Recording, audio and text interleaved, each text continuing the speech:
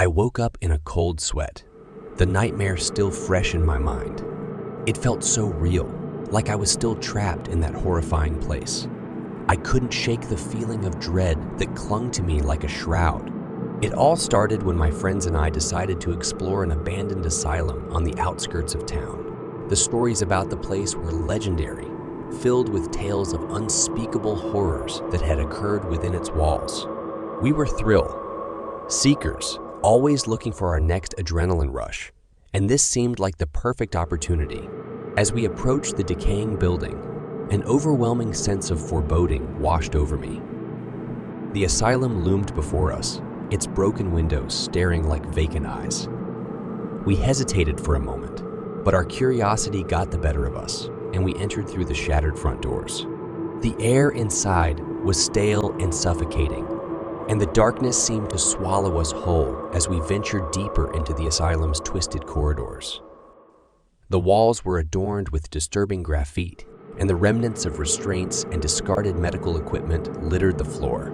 It was clear that this place had witnessed unimaginable suffering. As we explored further, strange things began to happen.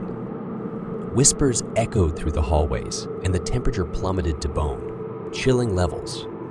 Shadows danced at the corners of our vision, and I could feel a malevolent presence watching us. Panic set in as we realized that we were not alone. One by one, my friends started to disappear. I could hear their terrified screams echoing through the asylum, but no matter how hard I searched, I couldn't find them. I was alone in this nightmare, and the darkness was closing in. I stumbled upon a room that seemed untouched by time, its walls covered in disturbing sketches of grotesque figures. In the center of the room was a dusty, leather-bound journal. As I opened it, the words on the pages seemed to writhe and twist, forming a sinister narrative of the asylum's past.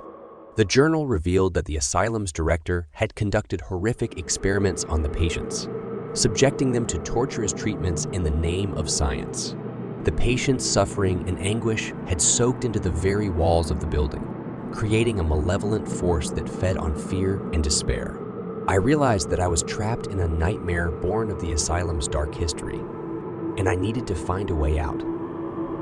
The journal hinted at a ritual that could banish the malevolent force, but it required a sacrifice.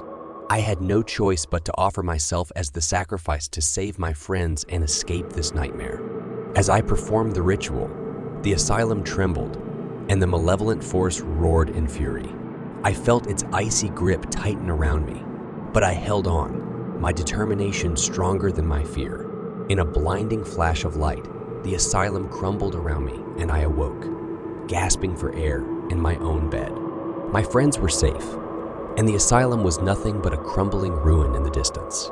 But the horrors I'd witnessed that night would haunt me forever, a chilling reminder of the darkness that can lurk within the human soul and the places we dared to explore.